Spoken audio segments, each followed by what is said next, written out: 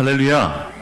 주님이 위로하심 가운데 서로 돌아보며 그 은혜를 나누기에 힘쓰는 우리 성도님들의 삶에 주님의 사랑이 가득하시기를 축복합니다.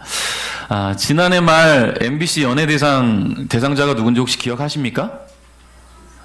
유재석 씨가 받았죠. 수많은 부캐가 뭐냐면 요즘 말로 부 캐릭터를 말해요. 본인의 본캐는 유재석인데 작년 한 해 동안 여러 다른 캐릭터들을 만들었죠. 우리가 아는 대표적인 캐릭터로는 트로트 가수 유산슬이라는 아실 거예요. 최근에는 또 TV 보니까 카놀라유라는 이름으로 또 활동을 하고 있어요. 예능 투자자다 그래서 카놀라유. 자, 그래서 이 유산슬이라는 그 트로트 가수로 데뷔하기 전에 유재석 씨가 2011년인가 발표한 노래가 있습니다. 혼자 발표한 건 아니고요.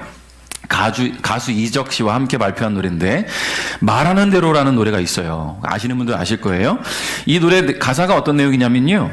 꿈도 없고 비전도 없이 매일 자신의 일상에 대해서 부정적이었던 유재석 씨의 과거 자신의 그런 넋두리 같은 것이 담겨 있고요. 그리고 결국은 끊임없이 노력하고 도전해서 이 꿈을 이뤄냈던 그의 현재에 대한 이야기가 담겨 있습니다.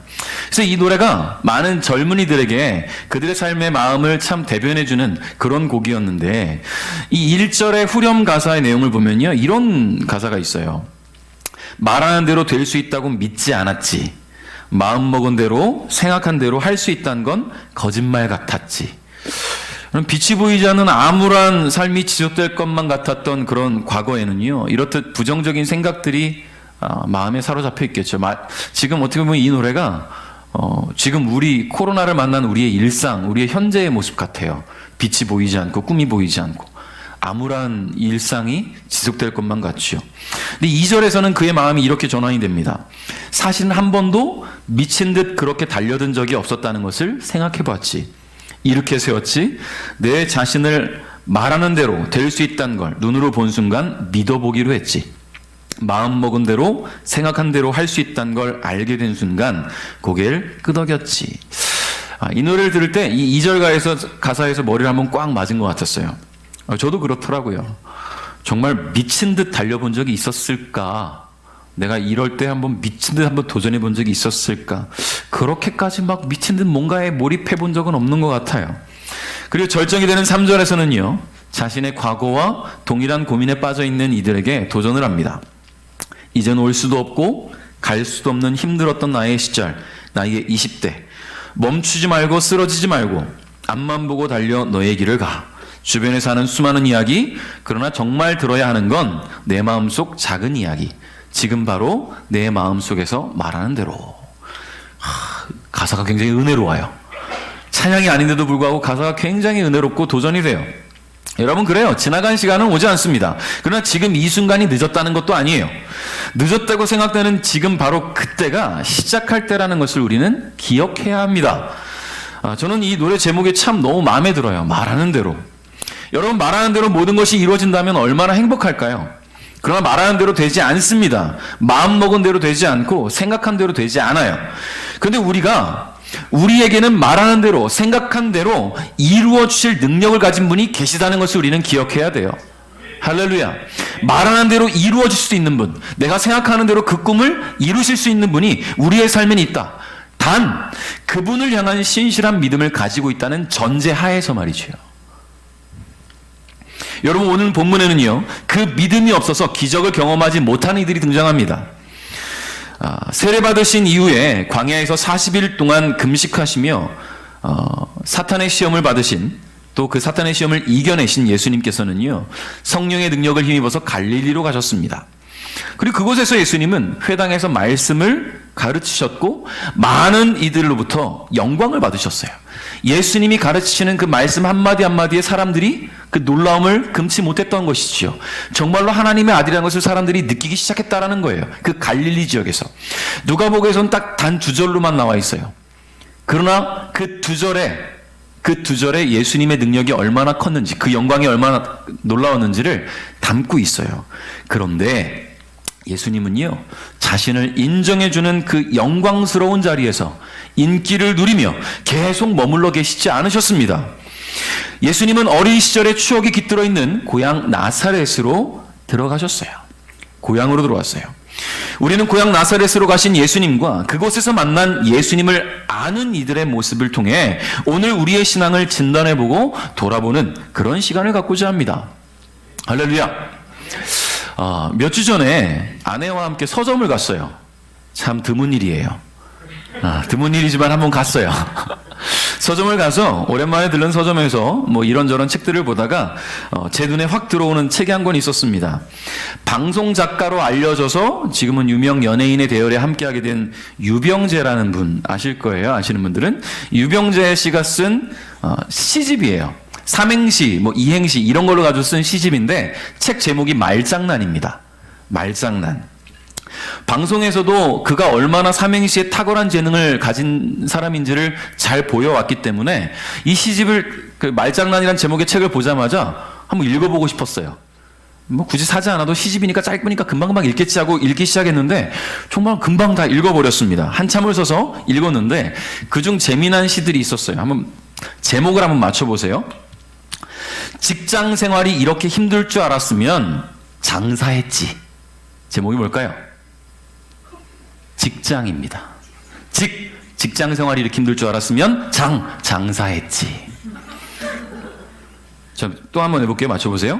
장사 이렇게 힘들 줄 알았으면 사표 안 썼지. 제목 장사예요. 대단하지 않습니까? 똑똑해요. 또 내볼게요. 탄탄한 몸, 제가 지금 읽어드리는 거에 첫 자를 주목해보세요. 탄탄한 몸매를 원한다면서 또 먹어? 수려한 외모를 갖고 싶다면서 또 먹어? 화려한 비주얼이 꿈인데 또 먹어? 물만 먹어도 살찐다면서 또 먹어? 제목은 탄수화물입니다. 그 또 하나 있어요. 지금 또 먹어? 방금 먹었는데 제목은 지방이에요. 놀라워요. 너무 천재 같아요. 근데 이 유병재 씨의 말장난 같은 이 시에서 전곡을 찌르는 한 시가 있었어요. 너무 대단해요. 제목을 미리 말씀드릴게요. 불안이라는 시예요. 불안. 불만이야. 불확실한 앞날은 벗어나는 게 불가능해. 불과 얼마 전만 해도 이 정도는 아니었는데 불가피하게 어른이 되었어. 불평등한 삶은 어떻게 살아도 불행할 것 같아. 불리한 경쟁도 지긋지긋하고 나도 내가 불쌍해서 불평만 달고 싶지만 안 하지. 난 아무것도. 전곡이 찔렸어요.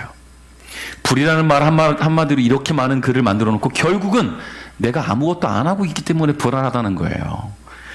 여러분 어때요? 많은 이들이 자신의 삶에 만족하지 못하고 불안감을 느낍니다. 저 역시 마찬가지예요. 유병재의 이 말장난 같은 이 시에서도 말하고 있지만 불안감을 느끼면서도 아무것도 안 하고 있는 일이 참 많아요. 그렇기 때문에 우리는 우리에게 이 기회라는 것은 매우 중요하다는 것을 여러분 기억해야 합니다. 늘 깨어 있어야 그 기회를 붙잡을 수 있어요. 기회를 엿보고 있어야 된다는 거죠. 그리고 기회가 왔을 때는 붙잡아야 합니다. 놓고 있다가 안심하고 있다가 그냥 불안감에 휩싸여서 아무것도 안 하고 있다가 기회가 지나가 버리면 잡을 수가 없다라는 거예요. 여러분 예수께서 우리 삶에 들어오신 것은 기회입니다. 할렐루야. 삶이 역전될 기회라는 거예요. 16절 읽어봅니다. 시작.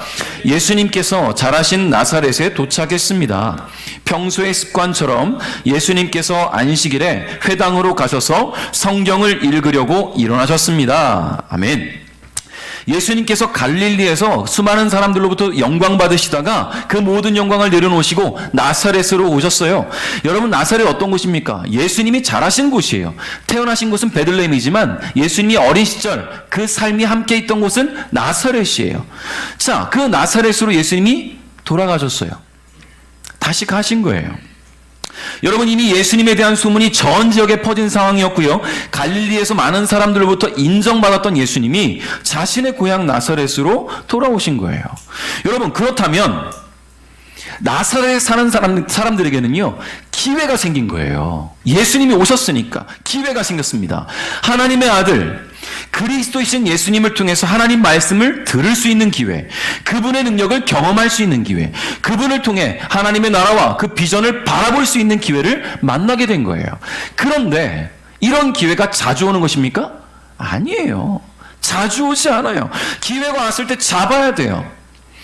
그렇다면 그 기회가 또 언제 올지 알 수 없으니 잡아야 되는데 만약에 그 기회를 놓치게 된다면 나중에 후회할 수밖에 없다라는 거지요.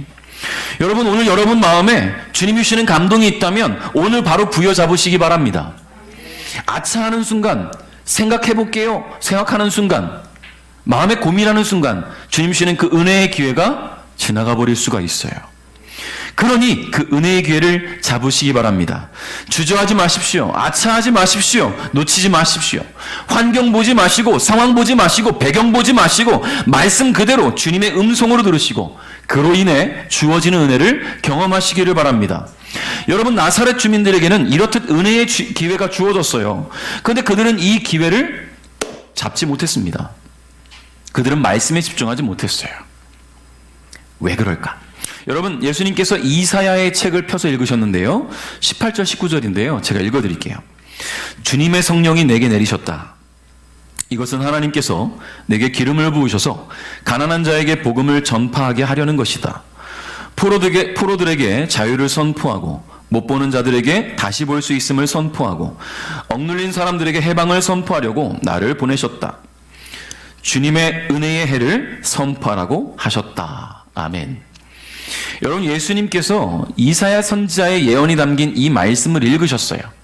이제 그분의 입술로부터 하나님 아버지의 뜻을 담은 놀라운 메시지가 선포됐습니다. 예수님을 주목하고 있는 모든 나사렛 주민들에게는요, 더없이 중요한 은혜의 기회가 찾아온 거예요. 예수님이, 다른 사람도 아니고 예수님이 그 말씀을 선포하고 계시니까. 곧 예수님께서는 이렇게 선포하시는데요. 한번 같이 읽어볼까요? 시작.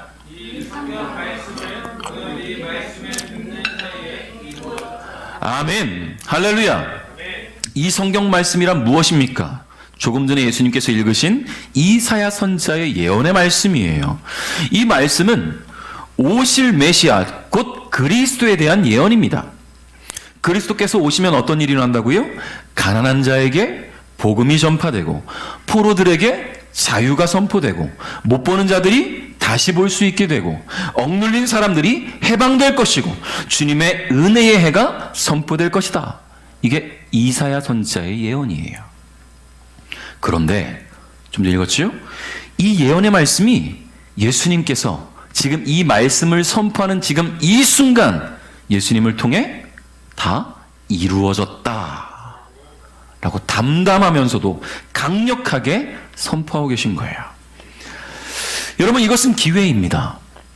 그 예언의 말씀이 듣는 모든 이들에게 이루어질 수 있는 기회라는 거예요. 그런데요, 그들은 이 기회를 얻지 못했어요. 예수님이 나타나셔서 그 앞에서 말씀을 선포하셨는데 그들은 기회를 잡지 못했어요. 왜냐하면 그들은 그 선포된 말씀에 집중하지 못했거든요. 그들은 이 말씀을 선포하시는 예수님에 대한 각자가 가지고 있는 고정관념들에 사로잡혀서 말씀에 집중하지 못했다라는 거예요. 22절 한번 읽어봅시다. 다 같이 시작. 모든 사람들이 예수님의 한마디씩 말하였습니다. 그리고 예수님께서 흘러나오는 말씀이 이상하게 생각했습니다. 그러면서 이 사람이 요셉의 아들이 아느냐 하고 말했습니다. 아멘. 무슨 말입니까? 예수님을 어렸을 때부터 보아온 사람들이에요. 예수님이 앞에 선포하는 말씀, 은혜로운 말씀 맞아. 그런데 이 사람은 요셉의 아들인데? 저는 지금 예수님의 마음을 공감할 수 있어요. 김민 목사님도 공감할 거예요.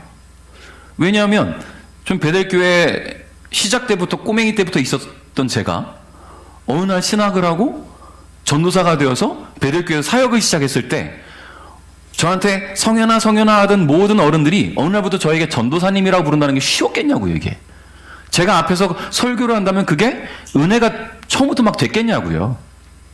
쉽지 않았을 거라고 믿어져요. 감사하고 다행히도 우리 배동호 장로님, 정기수 선생님 그때부터 쭉 계셨던 분들 저를 인정해 주시고 세워주셨기 때문에 지금 이렇게 목회의 자리에서 사역할 수 있는 것이지, 생각해 보세요. 쉽지 않아요. 우리 김민 목사님도 마찬가지였대요. 맨날 주일날 아침 오면 의자 이렇게 타고 넘어가서 그 밑으로 기어갔다가 뒤 뛰어 다니고 막 이랬던 분이 전도사로 사역한다고 하니까 누가 전도사님 쉽지 않잖아요.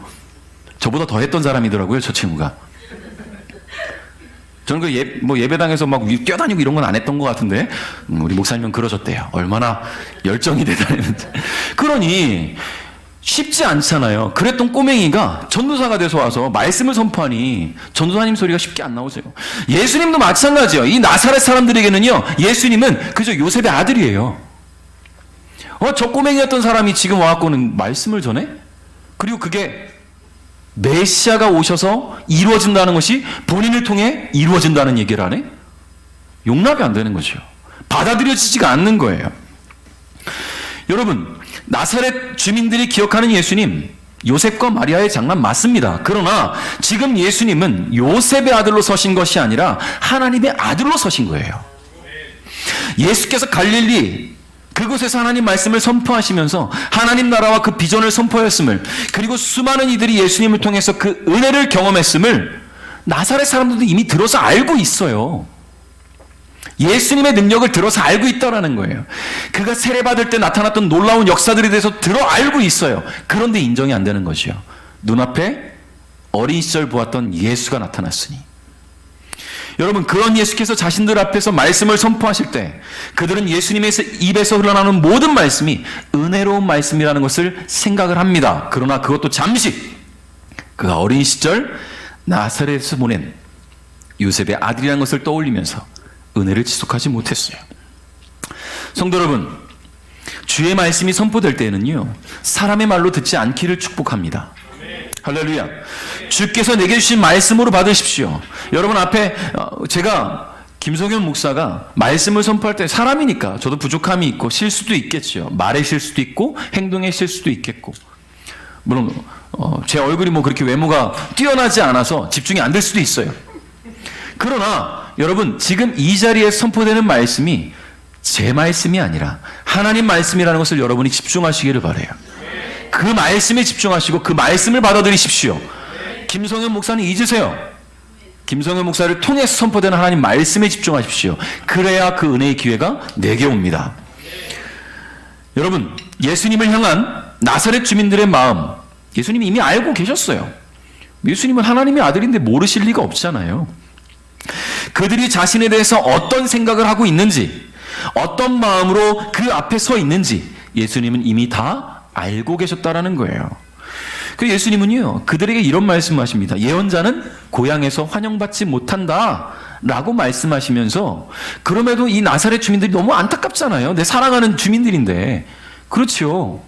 내가 자라온 내 고향, 내 사랑하는 사람들 너무 안타까우니 그들에게 다시 한번 기회를 제공하시기로 마음의 결정을 하시고 이렇게 말씀하셔요. 25절부터 27절을 같이 읽어볼까요? 여러분 마음을 담아서 같이 시작. 내가 진정으로 너희에게 말한다.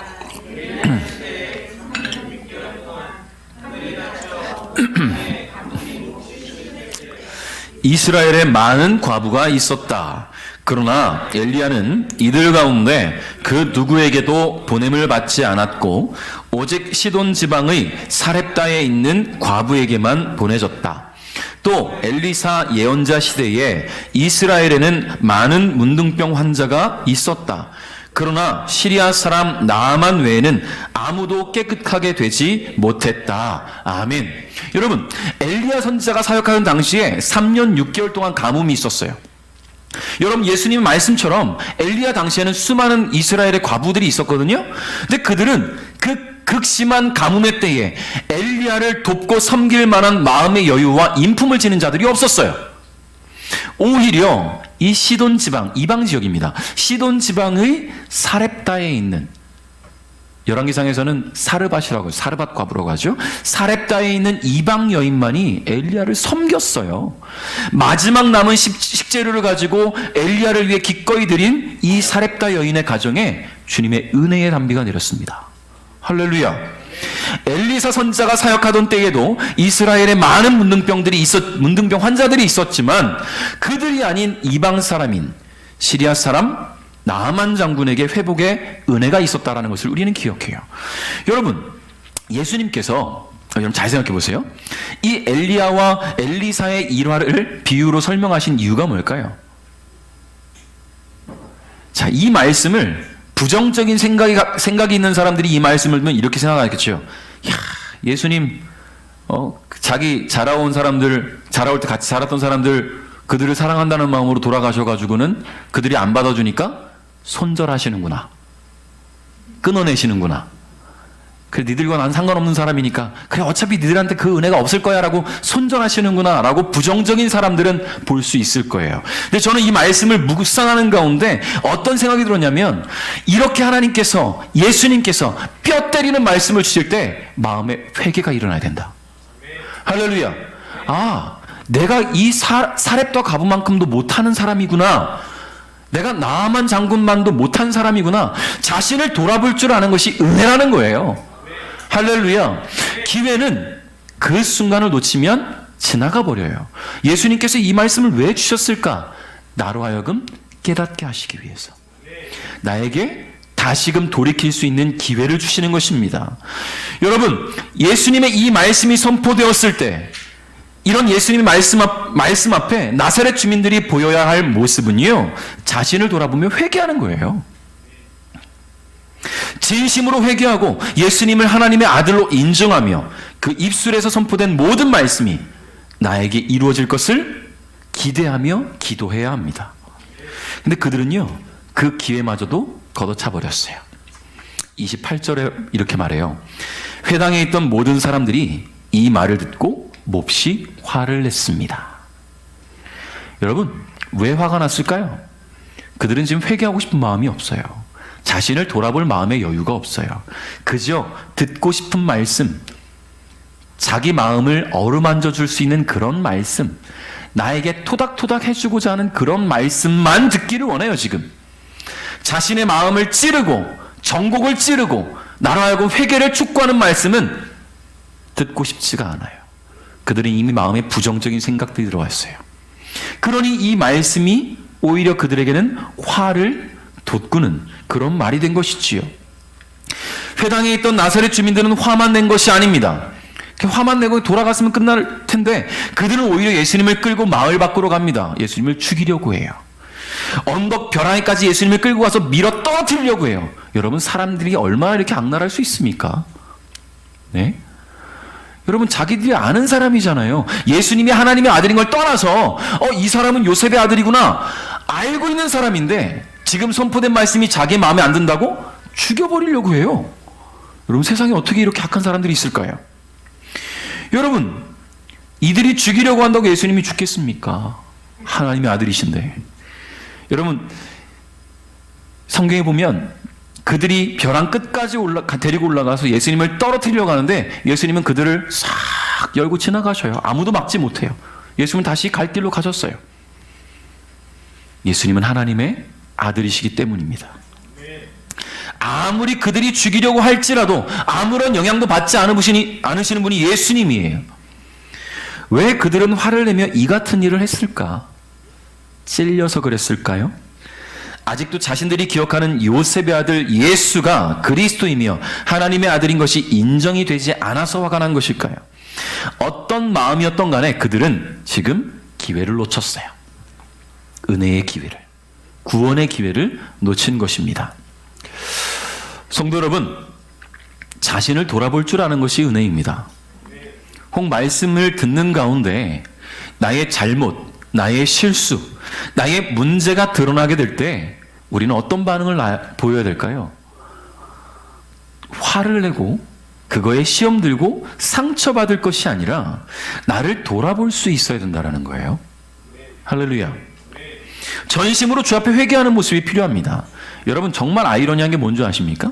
앞에서는 목사는 하나님 말씀을 묵상하면서 기도하면서 설교 준비를 할 때 누군가를 향해 이 말씀을 찔러야 되겠다, 찌르는 송곳같이 말씀을 준비하지 않아요. 그런데 어떤 이에게는 그 말씀이 은혜가 되는데 어떤 이에게는 그 말씀이 송곳이 돼요. 근데 은혜 받을 준비가 되어 있는 분들은요, 그 말씀으로 내 마음이 찔렸을 때 회개합니다. 자신을 돌아봐요. 기회를 붙잡는 거지요. 근데 어떤 분들은요, 나 들으라고 하는 이야기구나, 거기에 시험 들어요. 그럼 목사가 뭐 할 일이 있다고 여기서 한 사람을 지칭해서 그 사람을 위해 설교를 합니까? 하나님 주시는 메시지는 모두에게 주어지는 메시지고 그 말씀을 들을 준비가 된 이들이 어떤 마음밭이 되어 있느냐에 따라서 주어진 말씀이 은혜가 되기도 하고 그 말씀이 시험이 되기도 한다라는 거예요. 할렐루야. 여러분, 그러므로 오늘 말씀을 듣는 가운데 여러분 자신을 돌아보십시오. 그리고 그 은혜를 구하십시오. 혹시 내 마음에 찔림이 있다면, 내 잘못이 느껴진다면, 문제가 떠오른다면 주께서 주시는 회개의 기회를 놓치지 않으시길 바랍니다. 그러므로 말씀을 통해 주어지는 은혜의 기회를 반드시 잡을 수 있기를 주님의 이름으로 축복합니다. 말씀을 맺겠습니다. 인간은 한 치 앞도 내다볼 수 없어요. 여러분, 지금 예배 끝나고 돌아가는 순간 우리가 어떤 일을 어떻게 만날지 누가 알 수 있겠습니까? 최근 뉴스를 볼 때마다 또 기독교계의 단체들, 또 교회들에서 코로나19의 확진이, 집단 감염이 일어나면서 많은 이들의 공분을 사고 있습니다. 너무 안타까워요. 뉴스를 볼 때마다 그 IM 선교의 대표가 강단에서 하는 이야기가 나오는데 너무 답답하고 속상합니다. 코로나 때문에 덕을 봤답니다. 어떻게 그런 말을 강단에서 할 수 있을까? 2,000명씩 모여서 수련을 하는데 확진자가 안 나오고 오히려 확정자가 나왔대요. 선교의 비전을 심은 확정자가 나왔다고. 확진자가 나오려면 벌써 나왔어야 된다는 얘기를 하지요. 그러면서 하나님이 과학적으로 지켜주시는 것 같다. 과학적으로 지켜주시는 게 끝났나 봐요. 너무나 많은 확진자가 나오고 있어요. 결국 집단 감염의 또 다른 길이 열렸어요. 한 치 앞도 내다보지 못하고 강단에 선포된 말씀이 이런 문제를 일으키는 것이 됐지요. 근데 더 놀라운 것은 그 대표에 대해서 조사를 해보니 목사 안수를 받은 안수증에 문제가 있대요. 그가 나왔다고 하는 신학교가 그를 배출하지 않았대요. 그가 목사 안수를 받았다고 하는 그때에 목사 안수자 명단에 그가 없어요. 근데 안수증은 있어요. 교단에서는 인정하지 않아요, 그를. 그랬더니 이분이 하는 얘기, 물론 뉴스 통해 보았지만 자신의 목사 이 직분을 박탈하려면 하라고 그렇게 얘기를 해요. 오히려 너무 당당해요. 한 치 앞도 몰라요. 우리는 지금 이렇게 앞에서 설교하고 말씀을 선포하는 저도 제 앞날을 알지 못해요. 우리 모두가 마찬가지예요. 그렇다면 하나님의 은혜의 때를 우리는 늘 기다려야 됩니다. 하나님 내게 주시는 은혜를 기다려야 돼요. 내가 실수하고 잘못했던 분들이 있다면 회개하고 돌아서야 돼요. 아멘. 하나님 앞에 겸손해야 합니다. 아멘. 겸허한 마음으로 나를 돌아봐야 돼요. 그러지 못하면요, 문제 앞에서 넘어질 수밖에 없어요. 수많은 주의 말씀 앞에 선 사람들 중에 내게 주어진 기회를 우린 놓치지 말아야 될 줄 믿습니다. 오늘 말씀을 우리 마음에 새기면서 주 앞에 간절히 고백하며 나아가는 한 주가 될 수 있기를 주님의 이름으로 축복합니다. 주님, 주의 은혜를 내게 이루소서. 아멘. 할렐루야. 아멘. 주의 뜻이 내게 이루어지길 소망합니다. 아멘. 주의 능력이 내게 이루어지기를 소망합니다. 그 기회를 놓치지 않기를 바랍니다. 주님 주시는 그 기회를 부여잡고 은혜의 또 한 주를 살아가는 우리 베델가정 여러분 될 수 있기를 주님의 이름으로 축복합니다. 아멘.